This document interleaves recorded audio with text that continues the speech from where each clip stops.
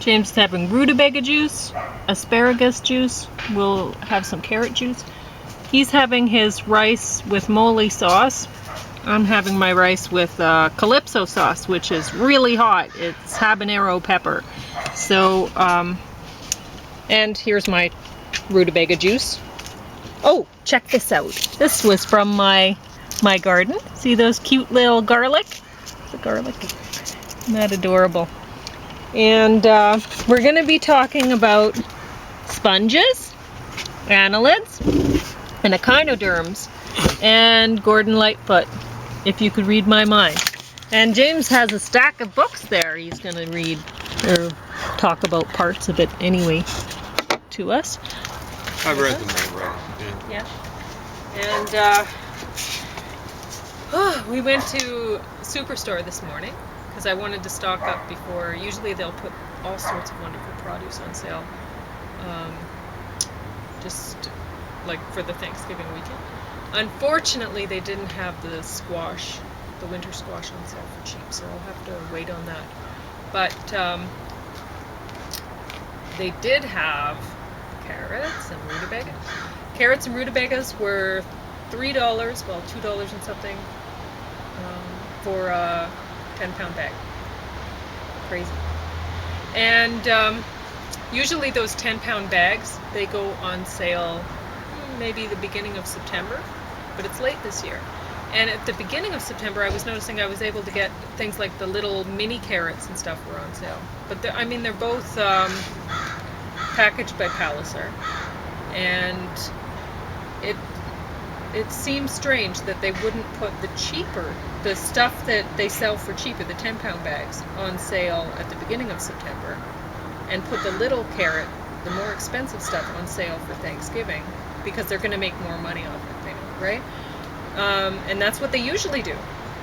This year, I see the 10-pound bags on sale just before the Thanksgiving holiday, which seems strange, especially when we just on the way there, we were listening to Teresa Tam on the radio telling people, I wouldn't get together with family for Thanksgiving. It's, you know, she's saying it's a bad idea. I think that and was if you're Amy gonna, Tam or something. that was Teresa Tam. Was it? I think so. I think it was. Anyway, James doesn't think it was, but she was saying, if you do get together with people that you don't live with, if family that, like friends, whatever, that you don't live with for Thanksgiving, make sure you're wearing a mask. And it seems a little fishy to me that I mean, all of this, when you look at what's happened, it's almost seems like it's a plot to exterminate a whole bunch of people. Anyway, so we're drinking some awesome juice, and so what should people do for Thanksgiving? Skype. Yeah. Don't get together with friends. Don't or travel. family. And stock up now from one because city to on another. food, because I put water bottles in the freezer to form blocks of ice, and I put that in the coolers out in the porch, so they'll stay fairly cool there. And that's where I have the produce. So I bought my limit of, there was a limit on the carrots and the turnips, 4 bags, so I bought that. And they also have beets, 10-pound bags for $4 a bag. And I think onions were the same price or something. And cabbage was really cheap too. So these are things that will store fairly well. Oh, Brussels sprouts, also bought those, they were cheap. But you might not have enough room in your fridge. Well, do you have coolers? Because you should. They're very useful, and especially this time of year. And anyway, you might be able to keep things in the porch for a fair amount of time anyway, even without a cooler. But yeah, so at Superstore, I'm going through the checkout, and the big offer of the day that they're doing at the till, which I've never bought one of their offers of the day at the till. But today it was the gravy mixes. And those little packages. And a lot of people get those things. I have never bought them. I don't see why anybody would. Marmite works really well as gravy browner. And a lot of people buy vegetable stock. Why? You take the onion peels and the rutabaga peels. I have some that I used for the juice that James has, asparagus stems, because I mean you would just put those in the compost anyway, because most people don't try to chew out the nutrients from the woody part of the asparagus. And the carrot peels. So all of this is when you're buying broth, this is what you're buying. This boiled down. Why are you buying that? It's like you're paying a extra premium money for garbage. And premium, really, too. And me, I'm not going to do that with this. I'm going to throw it in the yard. It's going to compost. And you can think, oh, wasteful, whatever. If I had a pet pig, I guess I'd feed this to the pig. But I found that the dogs don't like eating the peels from this. This isn't organic. And I've found that the dogs have a sense of when things are edible and things aren't. Sense. Yeah. Well, they have a very good sense of smell. So they can smell it. And they don't like the peels. They like me to peel the carrots for them. They love carrots. They love eating rutabagas. Peel. Yeah. So I'm not putting the peels, I'm not going to boil it down to make broth. If I wanted to make a gravy for my yams, which were on cheap, the sweet potatoes, whatever, big orange things, which I also bought a fair amount of those, but not nearly enough. I mean, look at this, crazy. But if I wanted to make a gravy for them, I could just make juice out of celery, onions, garlic, a little bit of carrot, some rutabaga, and maybe even a little bit of beet. And that's going to make a really great gravy. Very nutrient-packed and yum, rather than... Because I've had broth given to me in the packages, and it was disgusting. And I could taste that they'd used the onion peels from it, and it was not good. It had about as... I would rather drink dishwater, I think, that used, like when I fried things in the cast iron pan or something and I got stuck, maybe that would be more palatable than that broth. That was terrible. But hey, people do all sorts of crazy things, like traveling around to see their family for Thanksgiving during the pandemic. But so you can kill off the seniors. So, in the family. Yeah, within your own family. Yeah. Yeah. I gotta see Granny for the last time. Yeah, and it'll be the last time. She's only 65 years old, but yeah, I want to make sure it's the last time. Yeah, exactly. So anyway, this Echinoderms, Annelids, sponges, they were very short videos. They were basically, I think, the sort of thing that's made for students in school. And which school? High school or? Probably high school. Yeah, something like that. But wow, was this ever great? I mean, it only lasts a short time. Too short. It's too bad that they didn't put them all on one disc. For cheap. And yeah, I don't know what we paid for them, but they were like very cheap. less than 20 minutes each. Most of them were about 15, I think. Anyway, well worth it though. We'll watch these again and again. I'm glad that we own them. I don't learned pay a full lot. price for them. No way. I learned so much about, well, especially annelids. I hadn't known about some relationships there. So I'm not going to give it away. Do it for yourself because it's very exciting. And I like the Echinoderms one really well too, because I don't know why it hadn't occurred to me that things like starfish,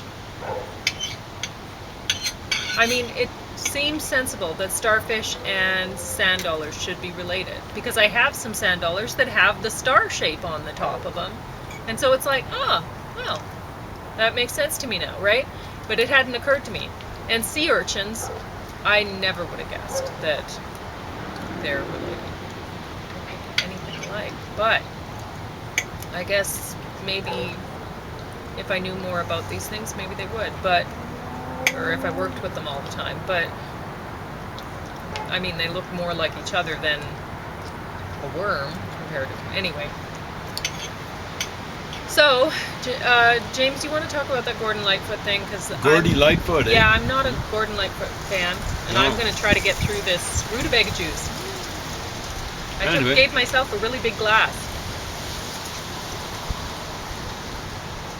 It's quite a long documentary. It's a little bit, how can I put it, desultory, jumping around everything. Yeah, not really chronologically arranged that much. Well worth the time. Not well worth the money. Don't buy it new. Ugh. You got it out of the library, right? Yes.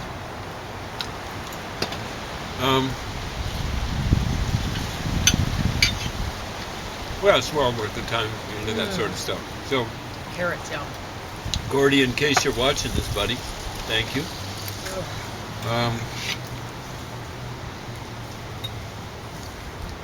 I figure you're the ultimate demo maker. This maybe seems like a bit of a backhand compliment because, unlike a lot of demo singers, you got a good voice. Like a lot of demo players, you're a pretty good guitar player. But your arrangements are kind of bare bones. I should say more like orchestration. At least the stuff that matters more before the alcoholism started taking effect.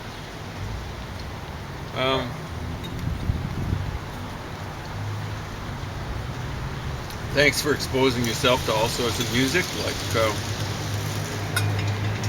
being a voice soprano choir boy back in the day, doing barbershop quartets, singing in kind of like a duo, maybe a folk country kind of duo thing. Playing and singing in front of a big band of all things. Amazing. And I've been watching your career for over 60 years, buddy. As my parents used to watch Country Hoedown. Thank you for exposing yourself to being a square dancer. A square dance singer, I guess, sort of. That was about 1960.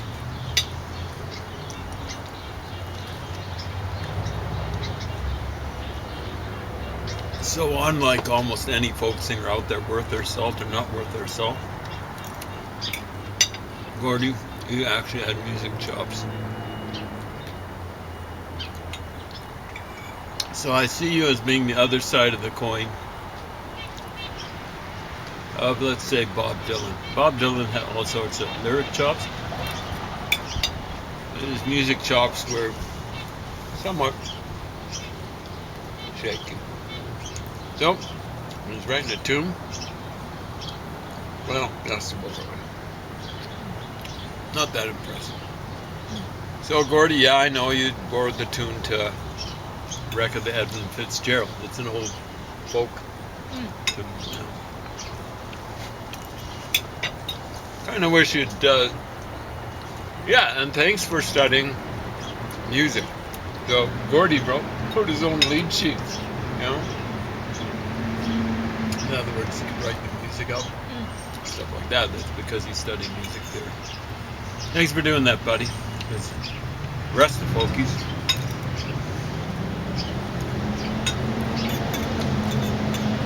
didn't do that kind of stuff. And I could say it shows, but it actually hears. I actually hear it. I hear from one song to another that the music, you're making the music distinct. And who does that remind me of? Well, it actually reminds me of the Beatles a little bit. I don't want to push that too far. But I kind of wish, along with taking music theory, you'd studied a little bit of poetry. You had, and you'd applied yourself the same way you did to music, you would have blown Bob Dylan out of the water. But as it is, Bob Dylan's quite a bit better as he writes when he's at the top of his game, which isn't that often, sadly. Far better lyrics than you did have a way with lyrics, and Bob Dylan recognized it. Close to Bob Dylan's worst album, Self-Portrait, 1970. There's a lot of covered Simon and Garfunkel's The Boxer. This covered a Everly Brothers tune. I don't know who else did it. But I hate that song, The Boxer. I hate it. And I don't know why Bob Dylan he did would it. cover it. I have no idea why he did it. It's one of Simon and Garfunkel's worst. What were you going to say? Well, I mean, it's not. People shouldn't cover things unless they're going to do a better job of it. And he should know he's not going to. Well, Bob Dylan should not be covering pop stuff. He does a good job with folk stuff and with rhythm and blues or blues. But there's a tune there. It's almost as bad as Leonard Cohen doing cover versions. But the thing that he did of Gordon Lightfoot's is Early Morning Rain. Gordon Lightfoot's first album. Bob Dylan tries to work up to kind of a good finish in the last stanza, or last verse, or whatever. And he recognized it. The Early Morning Rain, last stanza. This old airport's got me down. It's no down. That's interesting. Yeah, that's kind of poetic, but not overblown like The Boxer. Well, that's not poetic. It's like, what were you using that word when somebody tries to be poetic and they like totally bomb? Well, when they when they try too much, it's not just poetry; it's anything. Because The Boxer, it's like, does that sound like a boxer, like dialogue a boxer would say? Like, it doesn't at all. I'm just a poor boy, though my story's seldom told. Okay, I have squandered Really my squandered? resistance. What? For a pocket full of mumbles, such are promise. Such are. Like, what sort of boxer talks like that? Find me a boxer that talks like that. And maybe I'll be like, The Boxer isn't the most. I can just imagine Mike Tyson in this. I know. You know, in front of a mirror shaving or whatever. I'm just a poor boy. Mm-hmm. Anyway. Or George Chevalier, the great Canadian hope back in the 60s. Mm-hmm. Got pounded by Muhammad Ali. And then Cassius Clay, I think. So, yeah. This old airport's got me down. Yeah, down. He's down on the ground. It's no earthly, it's terrestrial, and no earthly good to me. Because I'm stuck here on as cold and drunk as I can be. You can't jump a jet plane like you can a freight train. So I guess beyond that. I guess I'll best be on my way in the early morning rain. He's actually got that pop thing. He closes it up with the title line, Early Morning Rain. So he's, there's a certain degree of pop facility there, but it's kind of a country folk song. It's kind of the way Canadians used to be, just kind of understated, kind of down to earth, almost humble, and stuff like that. So, and yet real, unfortunately, Gordy, even then, I think about being cold and drunk as he could be, But this is before he made it big. I don't know when that album was put out, 64? 65, 66. But Bob Dylan would have recognized that Gordon Lightfoot had a way with words. But unfortunately, he tried and achieved bathos, which is just that's like what you were talking, yeah, where you aim high and you hit low. So aiming high and hitting low, and that's to a certain extent what you've got with a boxer, and that's what you've got with a fair number of Gordon Lightfoot things. Canadian Railroad trilogy. You know, he's singing. I don't know if he does in there, but oftentimes he'll sing "Twas." Oh man. Oh man! Oh man! Oh man! Oh man! Oh man! Yeah. Yeah. Yeah. All right.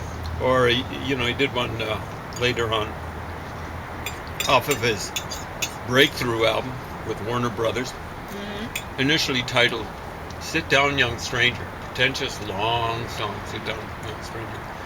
The thing that eventually broke off of it was "If You Could Read My Mind," the title, which was eventually became the title track on the album. And it's amazing.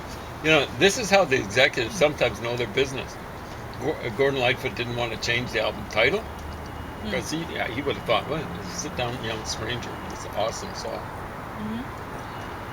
And he said, what difference is, ultimately said to this executive, what difference is it going to make? And the executive said 7x is 7 times the amount of money in sales and money. And then Lightfoot gave the number of he'd given the number. The album had sold 80,000. Sit Down, Young Stranger. And then I think he was saying it sold 650,000. That's actually 8x. Wow. But that executive knew his stuff. It's impressive. Yeah, 8x. But anyway, what I was little wanting over to 8x. say about I don't know if I was clear, but what I was saying about putting the 10-pound bags of vegetables on sale for that cheap for the Thanksgiving weekend, which it's never happened as far as as long as I've lived here, it's never happened that's been on sale at this time. It's on sale earlier.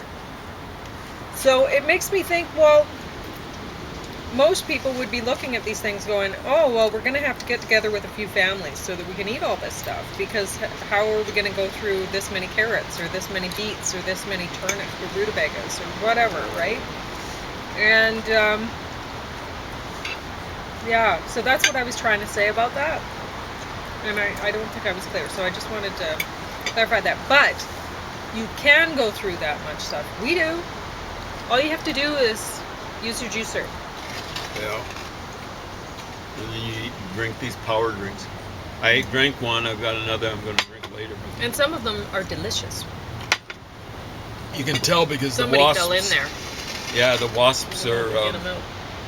Hello, fella. flocking for this kind of stuff. Or swarming, probably a better term.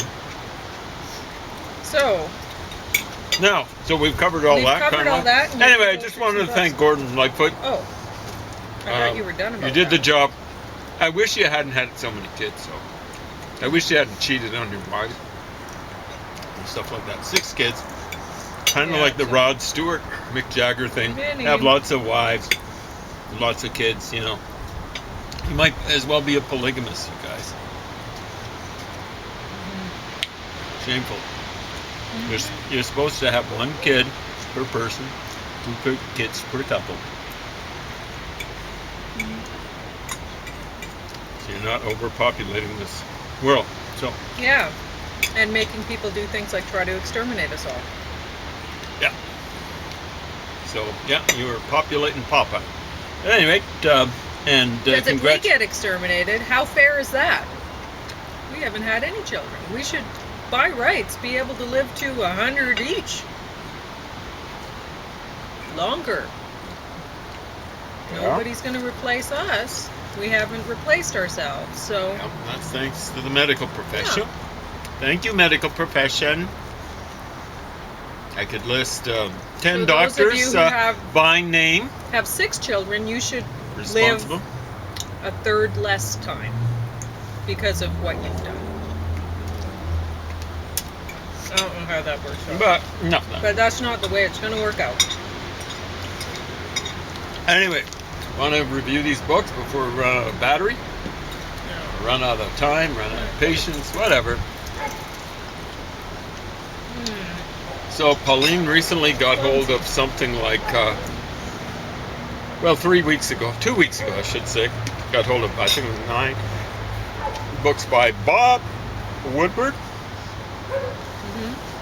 who started and he's been off. slamming through them. Yeah, so I've slammed through 5 in 2 weeks. I've got another week to slam through 3. Don't worry, I've already started. He's already started. One of them I'm about halfway through. Another one I'm about 6th of the way through. Stuff like that. So it's going along swimmingly. It reads pretty well in the sense that he's not a great writer. Pauline covered one of his books, Bush at War, a while back, and he's not the greatest stylist in the world, but yeah, he deals with stuff that's Fell in there. Go ahead. sadly too interesting. Politics. I wish I didn't have to cover politics. I wish I didn't have to read about it, but it seems like no one really, or very few people actually understand politics. I think one of the problems is they don't read stuff. When they do read stuff, they read it really superficially and aren't able to apply. They don't retain. It's one big problem. So they just kind of drift along. Oh, you know, like I was reading this, that, and the other thing, and boy, yeah, I'm really into. And you're going, well, you know, like that doesn't fit in with this. It doesn't make sense. You know, oh, well, what are you talking about? You know, like, okay, you know, like you're rational and they get irrational because, you know, like, they got no fund of knowledge. And I guess they think that whatever they've gotten enthused about, you know, like it's really right, you know? Yeah.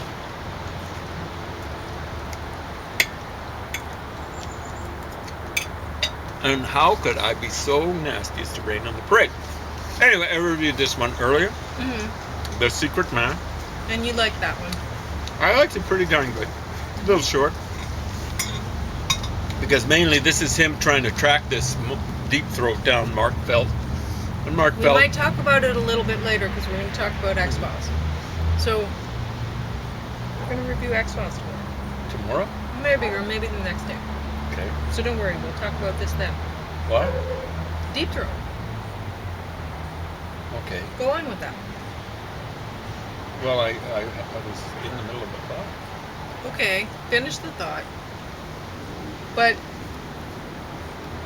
they understand where I'm going with this. But you go ahead. Finish the thought. Well, I've kind of forgotten what I was saying. Oh. Okay. I